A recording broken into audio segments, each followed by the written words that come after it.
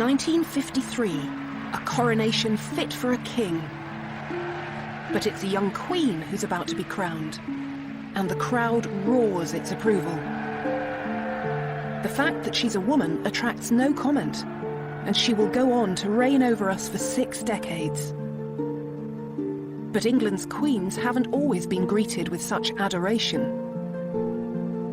Throughout our history, women and power have made an uneasy combination. 800 years earlier, another female heir to the throne came to Westminster for her coronation. She wasn't met by cheering crowds. Instead, she was chased away from the capital by an angry mob. Her name was Matilda, the first woman to make a claim to the English crown in her own right. But 800 years ago, power was inescapably male. There was no question in the medieval world. Men ruled, and women didn't. A king was a warrior who literally fought to win power, then battled to keep it. Yet despite everything that stood in their way, a handful of extraordinary women did attempt to rule medieval and Tudor England. This series is about the queens who challenged male power and the fierce reactions they provoked. When they pursued power like kings, these royal women were criticised and condemned. Most graphically of all, they've been vilified as she-wolves. These are the stories of the she-wolves of England. And to explore them is to realise just how far we've come and how little has changed.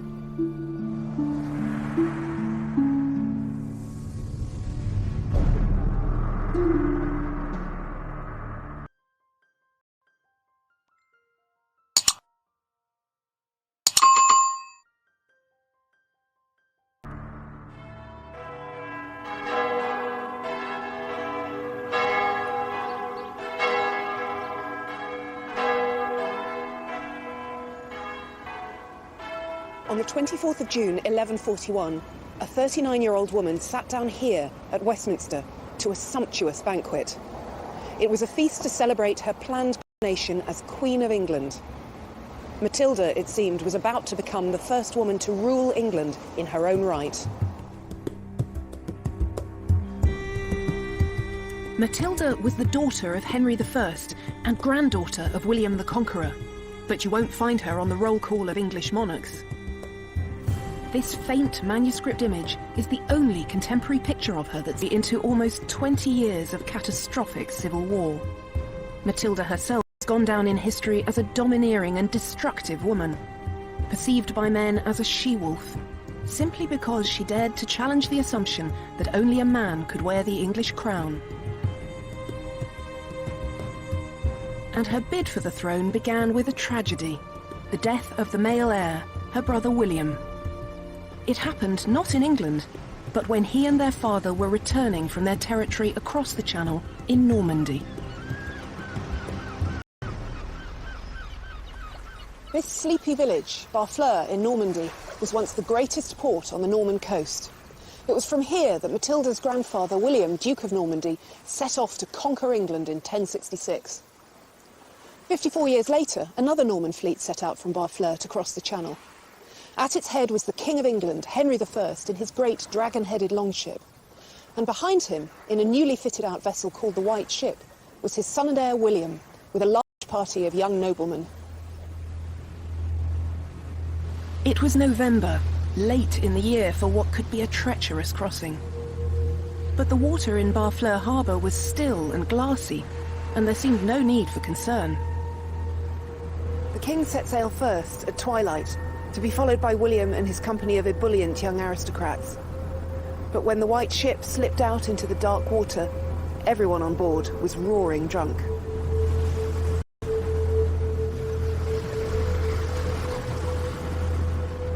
No one noticed the rock at the harbour mouth, but no one could mistake the sickening jolt as the ship struck.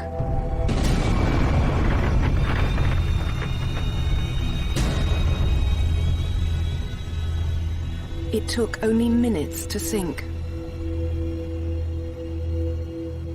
And in the freezing November waters, there was no hope of rescue.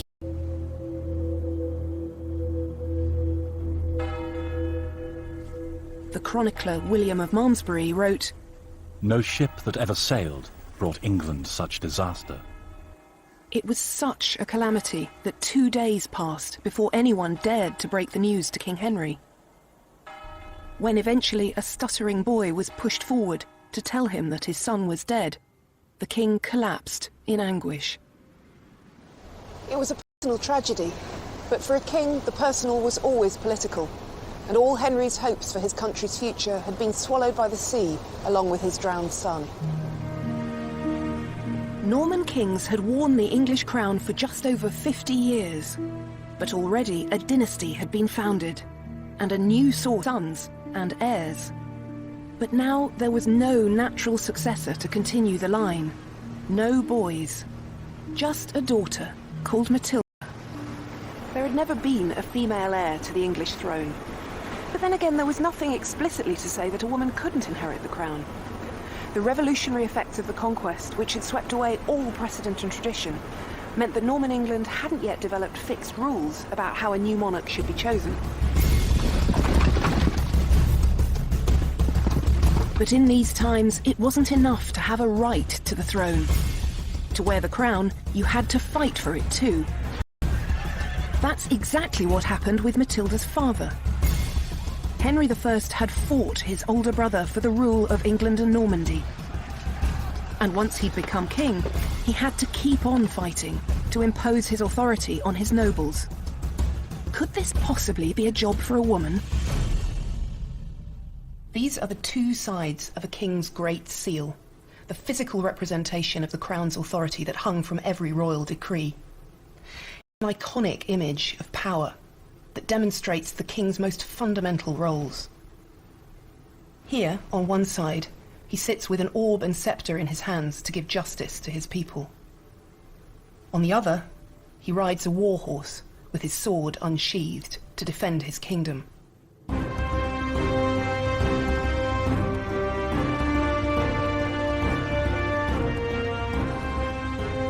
Even today, power still looks, sounds and feels overwhelmingly male. Back then, there was no question in contemporaries' minds about the order of God's creation. Men ruled, and their women obeyed. In fact, the Anglo-Saxon word for queen didn't mean a female king. It meant the wife of a king. And as a king's wife, a queen could advise her husband, or even represent him. But her authority always depended on his. And it was this limited kind of queenship, as royal wife to a royal husband, for which Matilda had been prepared since birth.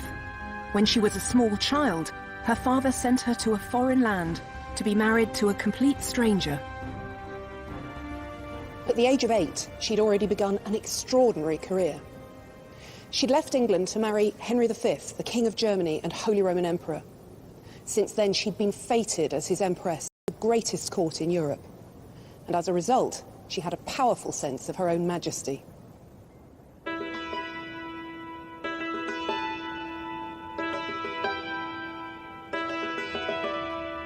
Matilda, 23, her husband died suddenly. And after 16 years abroad, Matilda came home to England. She was Henry's only heir, and he chose this moment to ensure the future of his dynasty. This is Westminster Hall. In Matilda's day, it was probably the largest indoor space in Europe. It still has a daunting grandeur. It was at a ceremony here that Henry promised Matilda a startling new future. He was suggesting that for the first time, a woman could rule in her own right as a female king. On the 1st of January 1127, here in the Great Hall at Westminster, the nobles of Henry's kingdom swore a solemn oath that they would support Matilda's right to succeed to her father's throne. No one tried to argue that a woman couldn't rule. But the likelihood is that the nobles were paying lip service to an idea that they thought would never happen. And Henry had an alternative plan. Matilda was still young. If she could give him a grandson, England might yet be ruled by a king of his bloodline. So once again, he sent her away to be married. She might have been promised a powerful future, but for the moment, she was still her father's pawn. Since the conquest, the kings of England had ruled both England and Normandy. But this new Anglo-Norman realm was difficult to hold together. One way to defend it was to create alliances through marriage. Henry chose as Matilda's bridegroom Geoffrey of Anjou, whose lands to the south of Normandy could protect Henry's borders.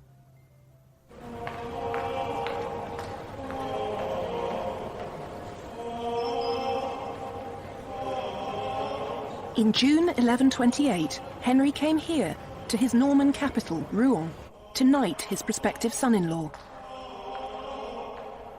Henry was delighted with the match, but Matilda wasn't so pleased. The good news? Geoffrey was so handsome and athletic that he was nicknamed Geoffrey the Fair. The bad? He was only 15. Matilda clearly wasn't dazzled by Geoffrey's good looks. He was 11 years younger than her, and her junior by far in status and experience. She'd just lost a husband who'd been a father figure as well as an emperor, and now she was offered an arrogant teenager as his replacement. She tried to resist the match, but in the end she had no choice. She did her unpleasant duty and married him. But Matilda didn't give in easily. She never called herself Countess of Anjou.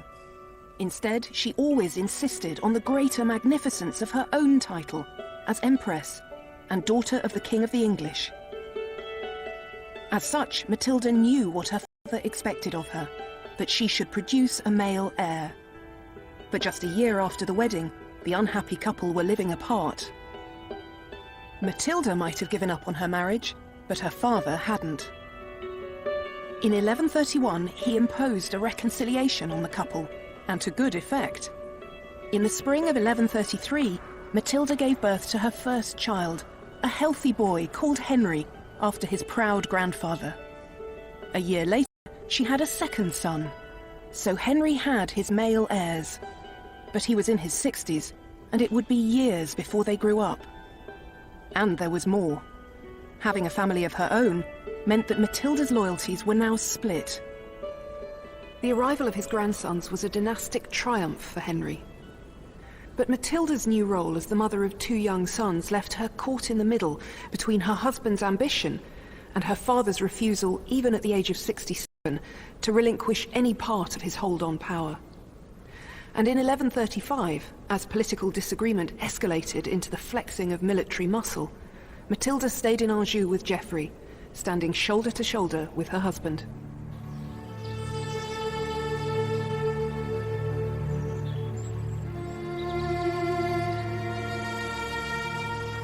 But just as Matilda was fighting for power for her husband, she was suddenly offered power in her own right.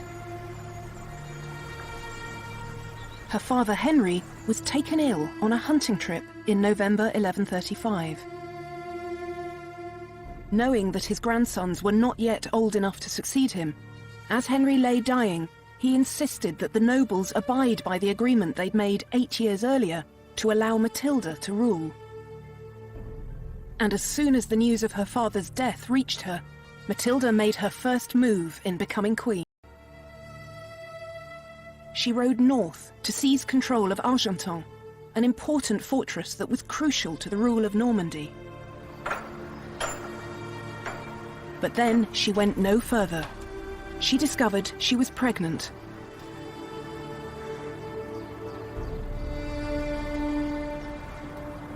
It's impossible to know what was going through Matilda's mind stuck out here at Argentan. The chronicler William of Malmesbury says only that she failed to return to England for certain reasons, which at a distance of almost 900 years, if the nobles would simply rally to her cause. What we do know is that while Matilda hesitated, it was her cousin Stephen who seized the moment.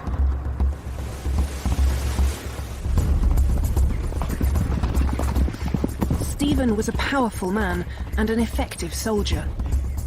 He rode to Winchester, where his brother was bishop, and had himself crowned king.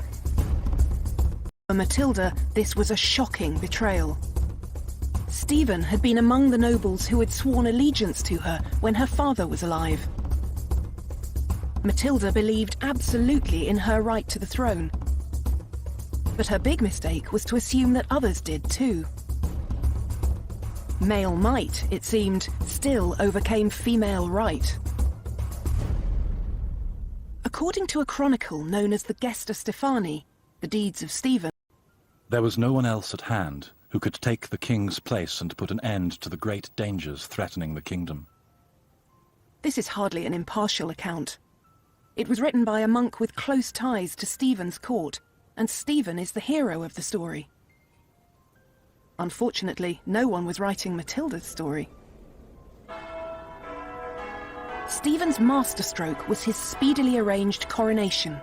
Once God had made him king, no man, let alone a woman, could undo it. Stephen's kingship had taken effect in the moment he was anointed with holy oil. But in that instant also lay the seeds of civil war. Two different forms of royal legitimacy now stood in opposition to one another. Matilda was the only legitimate child of the previous king, and the nobles had sworn allegiance to her as his heir. But Stephen had just been anointed and crowned as Henry's successor. Victory for one now meant defeat for the other.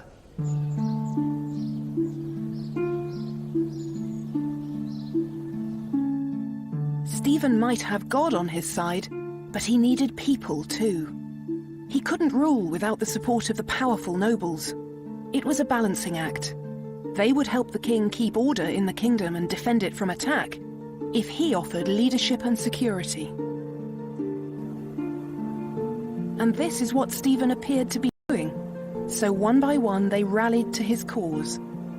And his triumph seemed complete when he won the support of Robert of Gloucester, one of the most powerful noblemen in the country. Hundreds of miles away in France, Matilda's cause seemed lost. Her third son had been born safely at Argenton, but now she and her boys were embattled there, with little prospect of reclaiming her inheritance. To make his throne secure, Stephen needed to control the Anglo-Norman realm on both sides of the Channel.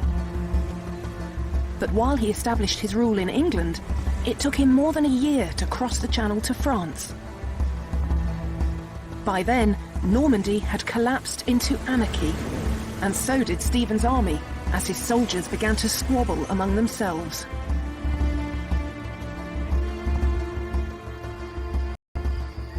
At her base at Argenton, news reached Matilda that Stephen's campaign in Normandy was disintegrating into chaos. Most significantly of all, the uneasy alliance between Stephen and Robert of Gloucester began to fall apart. And in June 1138, in a dramatic about-turn, Robert declared his support for Matilda. At a stroke, her position was transformed. Matilda now had a route to England and the throne. Robert's lands in Normandy gave her a safe corridor to the coast. Stephen was still the anointed king, but for the first time, cracks were beginning to appear in his regime. How far would Matilda go to fight for the crown that she believed was hers? It was becoming clear that Matilda herself would have to stand at the centre of the campaign to secure her inheritance.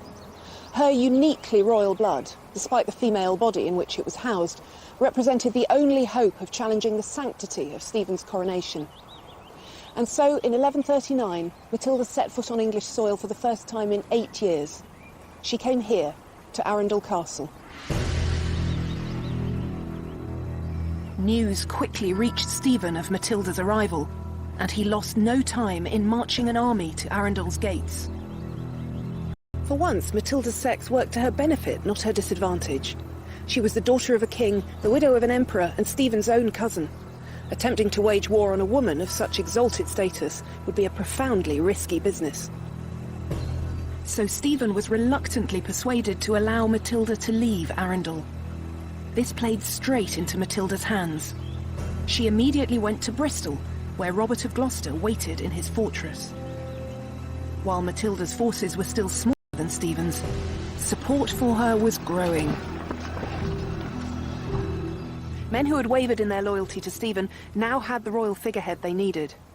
And while Matilda's forces had no chance of overwhelming Stephen's army head-on, they did find a way to wear him down with feints and lightning strikes, a kind of guerrilla warfare that kept Stephen on the back foot. Civil war raged in England, and it took an immense toll on the country. The countryside was plundered and reduced to blackened earth by hostile troops.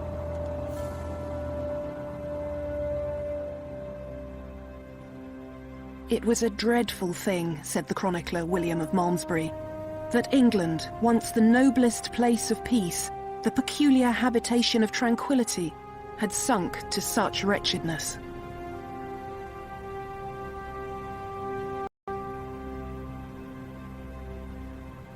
But out of that wretchedness would come the moment of Matilda's greatest triumph. In February 1141, in vicious fighting at Lincoln, troops loyal to Matilda defeated Stephen's army and took the king prisoner. It had been 5 years since her father's death, but now the throne was within her reach for the first time. Now Matilda knew she needed the church and the people to recognize her as queen. She couldn't undo Stephen's coronation, but she could try to supersede it with one of her own. And she found an unlikely ally in the man who had orchestrated Stephen's coronation. His own brother, Bishop Henry of Winchester. Matilda cleverly promised Bishop Henry first place among her advisors, and in return, he rallied the church to her cause. In April 1141, Bishop Henry convened a special council of the church at Winchester. Among those who attended was the chronicler William of Malmesbury. This is a translation of William's chronicle, and it's an extraordinary thing, more than 800 years later, to read an eyewitness account. It turned out that the bishop was a master of political spin. He explained to the council that when King Henry died, he had left his crown to his daughter. But, he said, because it seemed tedious to wait for the lady, who made delays in coming to England since her residence was in Normandy, thought was taken for the peace of the country, and my brother allowed to reign. This was a piece of breathtaking revisionism, but the bishop didn't stop there. Stephen, he declared, hadn't brought peace and justice to England, and he was now a prisoner. So the English church spoke in the voice of Bishop Henry. We choose as Lady of England and Normandy the daughter of a king who was a peacemaker, a glorious king, a wealthy king, a good king, without peer in our time, and we promise her faith and support. This was a victory that Matilda had fought for 6 long years to achieve. So here at Winchester, Matilda was recognised as England's lady, domina in Latin. What that meant was that she would have dominion, power or lordship of the kind that her father had enjoyed. And once she was anointed and crowned, she would become a new kind of queen, one who would rule in her own right. Matilda began to prepare for her coronation. She was on the brink of becoming England's first female king. But as she began to act like England's new ruler, it became clear that she still had a battle to fight. As the chronicles written at the time reveal, when the great men of the kingdom began to be confronted with the reality of female rule, they didn't like what they saw. She was lifted up into an insufferable arrogance, and she alienated the hearts of almost everyone. She had brought the greater part of the kingdom under her sway, and on this account she was mightily puffed up and exalted in spirit. She at once put on an extremely arrogant demeanour instead of the modest gait and bearing proper to the gentle sex, began to walk and speak and do all things more stiffly and more haughtily than she had been wont, to such a point that soon, in the capital of the land subject to her, she actually made herself queen of all England and gloried in being so called. This has become the defining account of Matilda's difficulties at this crucial moment. She was just too arrogant to make a success of ruling. But there's more going on here than a previously undetected character flaw. Matilda was trying to become Queen of England, Not in the conventional sense of a king's wife, but in the unprecedented form of a female king. And kings didn't deport themselves with a modest gait and bearing. They had to be commanding and authoritative. But when Matilda tried to do that, she was seen as unnaturally domineering. The great men of the realm couldn't believe that a mere woman wouldn't take their advice without question. And as the rumblings of discontent grew louder and louder, medieval spin doctors went to work. True to form, the hostile chronicler of the Gesta Stephani, The Deeds of Stephen, reported that she had demanded money from the citizens of London, and when they resisted, she, with a grim look, her forehead wrinkled into a frown, every trace of a woman's gentleness removed from her face, blazed into unbearable fury. Stephen was still a prisoner, but troops loyal to his cause began to ravage the lands south of the Thames, just across the river from the City of London.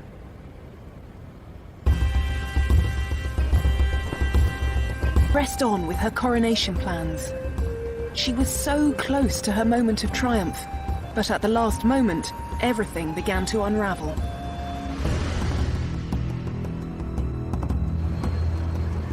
As Matilda prepared to enjoy her feast at Westminster, bells began to toll. The gates of the city swung open, and out swarmed thousands of armed Londoners to drive her away from the capital.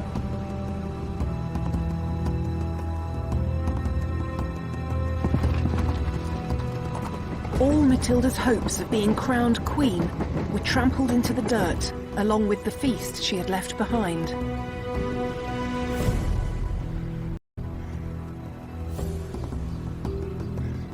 But things were about to get still worse. News reached Matilda that Bishop Henry had swapped sides once again and declared his support of his brother Stephen. Matilda pursued the bishop to Winchester, but was caught in an ambush. She was smuggled to safety, but her greatest supporter, Robert of Gloucester, was captured in battle. Without him, she knew she could never hope to win, so she bought his freedom. But the price was high. She had to release her most valuable prisoner by far, her rival, Stephen. Still, she fought on, and in September 1142, Matilda was besieged by Stephen's forces in the burned and blackened city of Oxford.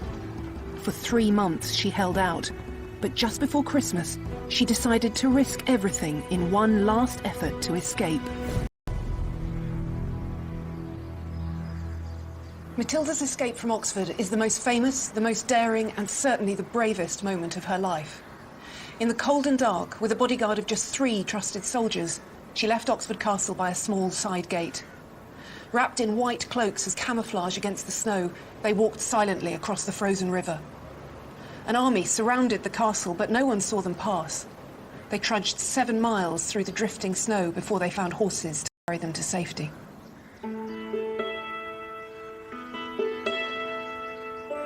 It was a courageous escape by anyone's standards. And even the Gesta Stephani remarked on Matilda's extraordinary tenacity. Never have I read of another woman so luckily rescued from so many mortal foes and from the threat of dangers so great. Matilda was now free, but nothing had changed. England remained in military deadlock. It was time to develop a new game plan. As the destructive stalemate continued, Matilda could be. But she was the mother of a son, Henry, and he was an entirely different prospect. Matilda recognised that the battle she now faced was to win the crown for her son, not to wear it herself. If the she-wolf couldn't wear the crown, then her cub would. While Matilda had been fighting in England, her son Henry had grown up in France. As a strong and energetic warrior, he had all the promise of a future king, and Matilda decided that the time had come for him to fight for his grandfather's kingdom. Stephen's position had depended on his ability to offer security and leadership. But the anarchy of the long years of civil war had undone all that. According to the Anglo-Saxon Chronicle, England's people felt abandoned by God, saying that while they suffered, Christ and his saints slept. And so, in the face of dwindling support, Stephen was forced to agree a compromise. He would remain as king, but at a ceremony here in Winchester, Stephen recognised Henry as his successor. Matilda had won, but the cost of her victory was her own political eclipse. She wasn't even mentioned by name in the treaty that brought an end to the conflict that had dominated her life. It wasn't long, though, before her self-denial was rewarded. Stephen died in October 1154, and 2 months later, almost exactly 19 years since Matilda's father had died, her son was crowned King Henry II. With her son safely on the throne, Matilda returned to Normandy and settled just outside its capital, Rouen, where she acted as Henry's counsellor and sometimes his royal deputy. Matilda had shown how hard it was for a woman to rule in her own right. In the end, she sacrificed her own claim to the throne to ensure her dynasty continued. She had lost the battle, but she had won the war. Her father would have been proud of her, and her son certainly was. Henry never forgot the importance of his mother, and always called himself Henry Fitz-Empress, son of the Empress. A poem from the time recalls that nothing in the world was dearer to him than she. Matilda died in Normandy at the age of 65 on the 10th of September 1167.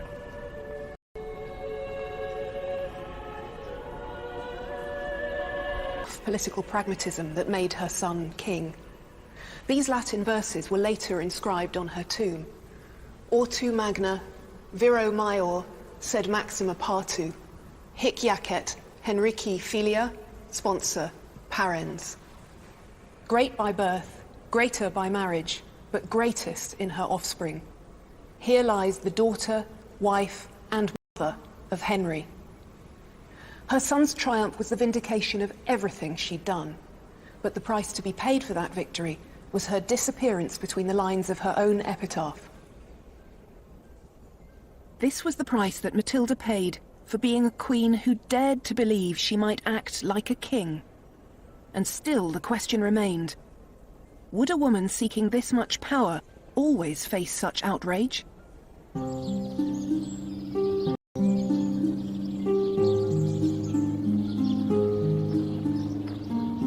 Her daughter-in-law would attempt to find out, with just as much determination as Matilda herself. But as the centuries have gone by, Eleanor of Aquitaine's fame has endured less as a she-wolf than as a queen of the romantic world of chivalry and courtly love. In fact, we know very little for certain about Eleanor's looks or her emotional life. The only contemporary image of her that survives is this effigy from her tomb at Fontevraud Abbey, and it's hard to get a sense of the extraordinary woman behind this mask-like face. One clue to her intellect is perhaps the book she's holding, not a typical prop for a medieval woman. But then Eleanor wasn't typical in anything she did. She spent 80 years at the centre of European politics, not as a passive consort, but as a dynamic force in her own right. Above all, she was a woman who believed in her own agency, her ability to determine her own fate.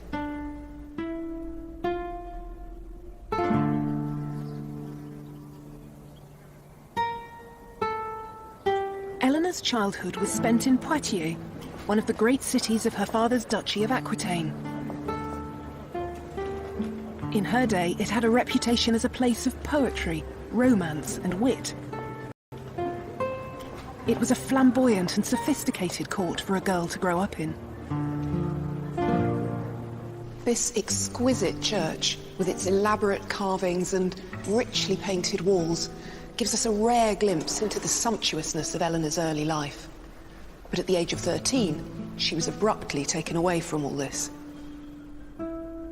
The beginning of Eleanor's life was entirely conventional for an aristocratic heiress. Just like Matilda, but Eleanor made a particularly powerful match. her new husband was heir to the French throne, and within days of the wedding, the old king died.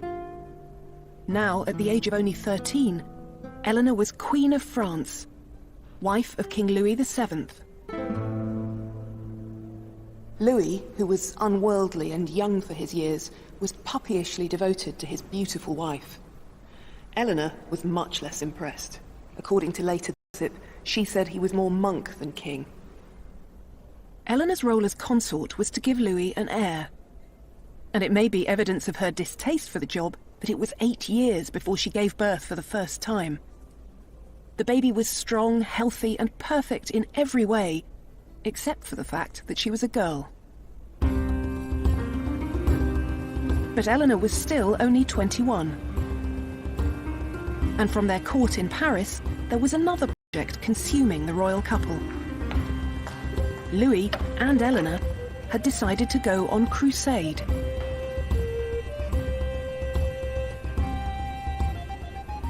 Here at Saint-Denis, in June 1147, Eleanor knelt to receive the Pope's blessing during the Crusade's elaborate send-off, and she almost fainted on a suffocatingly hot day. But she didn't show any such vulnerability in the face of the very real dangers of the Crusade itself.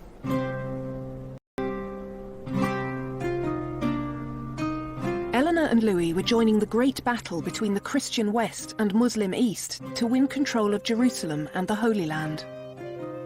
This adventure was the first sign that Eleanor was not going to be a conventional wife or queen. A crusade was not to be taken lightly, a treacherous journey across thousands of miles to face dangers of landscape, climate, disease, and war. Ironically, though, the greatest threat to France's queen wasn't her position near the front line, but a personal scandal. Eleanor and Louis made their way across Europe.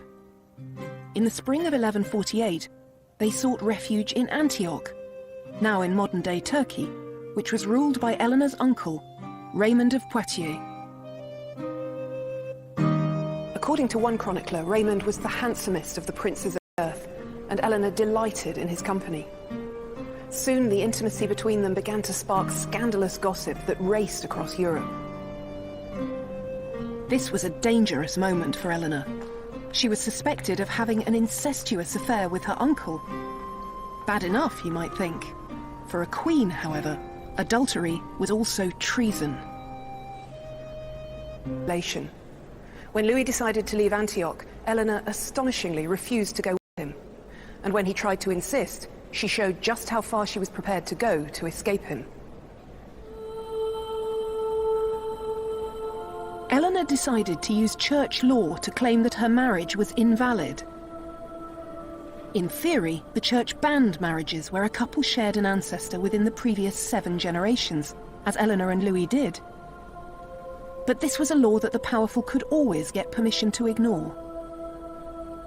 According to the chronicler John of Salisbury, when the king made haste to tear her away, she mentioned their kinship, saying it was not lawful for them to remain together as man and wife, since they were related by the 4th and 5th degree. The reality was that church law was used by powerful men to get rid of wives who were no longer politically convenient. And it seemed that Eleanor didn't see why she shouldn't use it too. But Eleanor found that the king's power was greater than hers.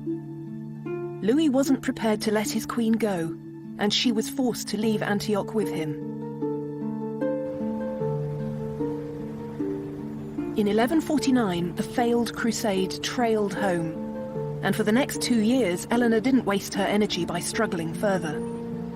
She remained dutifully in Paris, and in 1150, she gave birth to another daughter. But then she encountered the man who would change the whole course of her life. This man was Matilda's son, Henry, future King of England, and in 1151, peace talks brought him to Paris.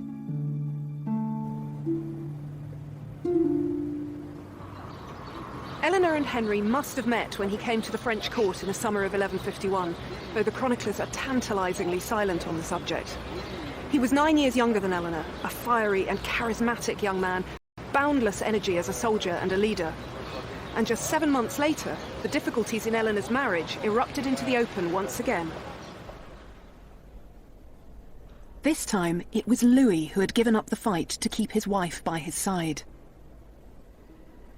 In March 1152, a committee of French bishops annulled their marriage, and Eleanor left Paris immediately for Poitiers.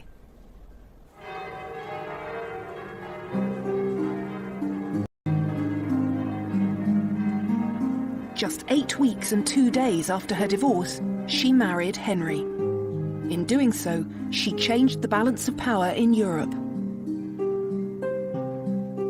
Eleanor had inherited the vast Duchy of Aquitaine from her father, and by adding this that stretched from the Pyrenees to the Scottish borders.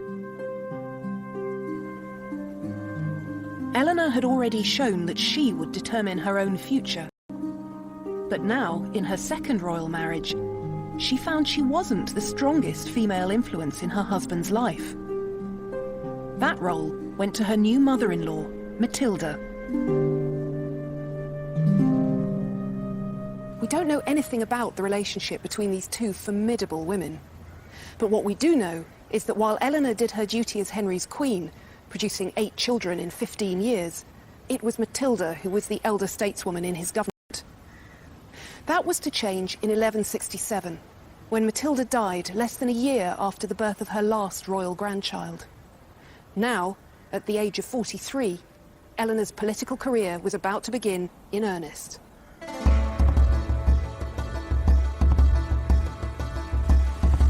The task of governing Henry's huge and unwieldy empire was a challenging one, which kept him constantly on the move. Aquitaine, at its most southern edge, was culturally and politically alien to Henry, but it was Eleanor's homeland. And in 1168, Eleanor went to govern the duchy in her husband's name. For Henry, this was a matter of political strategy, but for Eleanor, an opportunity and a welcome homecoming. Hidden inside what are now the law courts, Eleanor's city of Poitiers is all that remains of her vast palace. We don't know very much about the details of Eleanor's rule, but it's clear that she exercised independent power here, holding great courts where she gathered Aquitaine's lords around her. But she wasn't accused of unnatural pride as Matilda had been in England. Instead, her role as Aquitaine's duchess was accepted. A woman in charge was much less challenging, it turned out, if she were ruling as the lieutenant of an absent husband. However, the stories that surround this period of Eleanor's life are tales of romance and chivalry. Aquitaine was the home of the troubadours, who sang of knights declaring their passionate devotion to unobtainable ladies and attempting heroic deeds of valor to win their hearts. One 12th century text entitled De Amore puts Eleanor at the center of these stories, ruling over a court of love that pronounced judgment on questions such as whether true love could exist in marriage.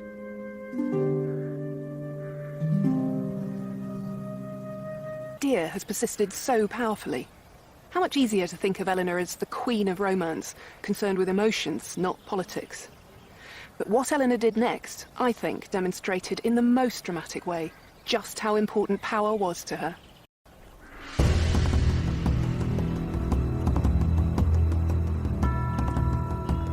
This magnificent castle at Chinon, on the banks of the Loire, was one of the most important centres of Henry's rule. It was also the setting for what was to be Eleanor's most assertive bid for power.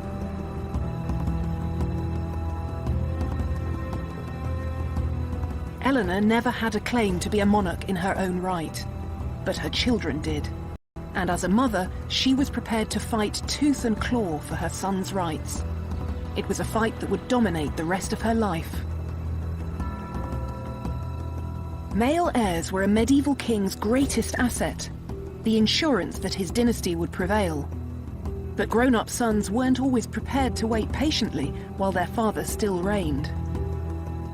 When Eleanor's 3 eldest boys reached their teens, they were champing at the bit for a share in ruling their father's empire. And although Henry promised them a role to play, he couldn't bring himself to delegate real power. In 1173, their oldest son had had enough of his father's empty promises. Under cover of night, he rode away from Chinon to defect to Henry's great enemy and Eleanor's ex-husband, the King of France. Eleanor's husband was devastated at their son's betrayal, but Henry was about to get a much bigger shock. When he sent for his wife and his younger sons, he discovered that Eleanor and the boys had also left for Paris. It was clear that Eleanor, too, was in open revolt against her husband and king. Why did Eleanor turn on her husband? The story that's often told is that she was violently angry about Henry's affair with a beautiful young woman named Rosamond Clifford, known as Fair Rosamond, the Rose of the World. There's no way of knowing now what Eleanor thought or felt, so we'll never be sure exactly what was going through her mind when she rebelled against her husband. And once again in Eleanor's life, emotion gets used to fill a gap left by an absence of evidence. All kings had mistresses, and Eleanor was worldly wise enough to know that. But she had a formidable political brain, and it's much more likely that she, like her sons, was angry that the power Henry had given her in Aquitaine wasn't everything he'd promised.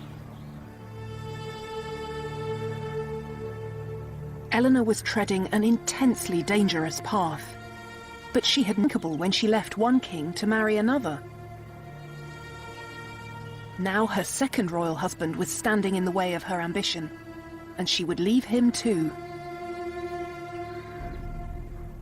Sons rebelling against their father were a cause of outrage and sorrow, but the 12th century had seen it all before. A wife rebelling against her husband was a new and profoundly alarming phenomenon. One chronicler scoured his archive to find more than 30 examples of sons taking up arms against their father, but not a single precedent of a queen in revolt against her husband. In a public letter, the Archbishop of Rouen told Eleanor that she threatened the very fabric of society. "Man is the head of woman," he said. "We know that unless you return to your husband, you will be the cause of a general ruin."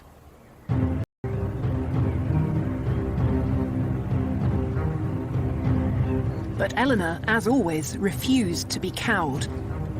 She set about mustering support from the disaffected lords of Aquitaine, who were always ready to resist Henry's rule. Finally, she rode north to join her sons. But she never arrived. She was captured on the road by her husband's forces. According to one chronicle, they found her disguised as a man. With Eleanor captured, the boys were no match for their father. By the autumn of 1174, they had no choice but to throw themselves on his mercy.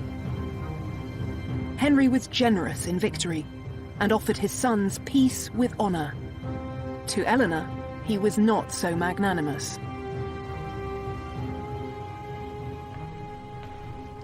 Eleanor was taken as a prisoner from France to England, and for the next 15 years she's almost lost in silence. We don't even know for certain where she was held. But for a woman who'd always believed in her own agency, captivity can only have been relentlessly difficult to endure.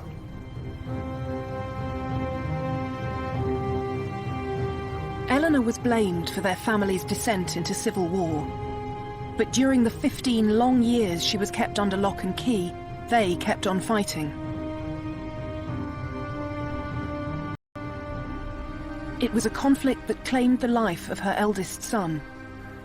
And it didn't stop until 1189, when at the age of 56, in his fortress of Chinon, Henry II died.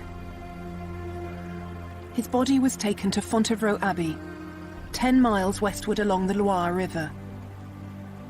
His heir was his second son, Richard, Eleanor's favourite child, who would one day be known as the Lionheart.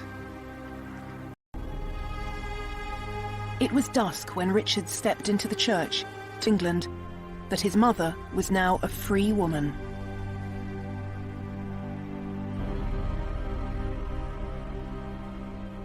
Eleanor was 65 years old, and after 15 years in captivity, her moment had come. And this time, she wasn't just given the Duchy of Aquitaine to rule, but the Kingdom of England.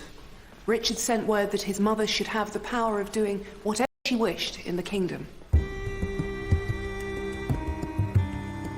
Eleanor had to rule England because Richard was away on crusade. And unusually for Eleanor's controversial career, her power didn't provoke critical comment. It seemed that a Queen Mother ruling on behalf of her son, the King, was infinitely more acceptable than a queen ruling in her own right. To establish her son's new regime, Eleanor travelled from city to city and castle to castle at the head of her queenly court, an unusual adjective for the chronicler Roger of Howden to choose, but one that emphasised the rare spectacle of a woman alone at the helm of English government. And she had to do the job for much longer than anyone had anticipated. On his way back from the Holy Land, Richard was captured and spent more than a year behind the walls of a German castle. It was Eleanor who kept the peace in England during his absence, and Eleanor who raised the ransom that eventually bought his freedom. When Richard died in 1199, struck by a stray arrow at a siege in France, it was Eleanor who secured the succession of her youngest son, John.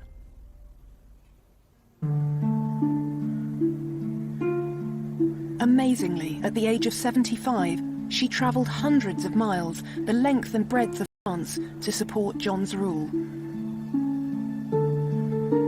But eventually, age and exhaustion caught up with Eleanor. She returned here to Fontevraud to rest, and from that point on, she retreated into silence. Eleanor died on the 31st of March 1204, at the age of 80. Despite her long years of conflict with her husband, she was laid to rest beside him.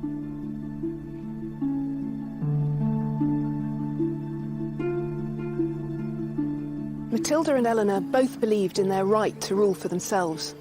Matilda got to the very brink of her own coronation as Queen of England.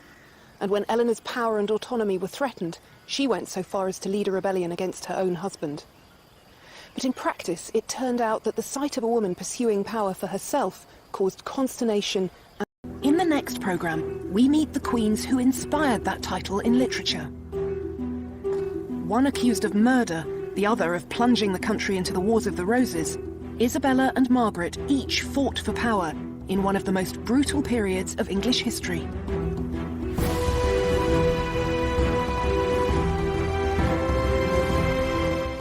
Nina Ramirez delves into the lives of the medieval kings here on BBC HD tomorrow at 7 in Illuminations. Back to tonight now, though, and we're getting a lesson in Norwegian waffles next with the Hairy Bikers.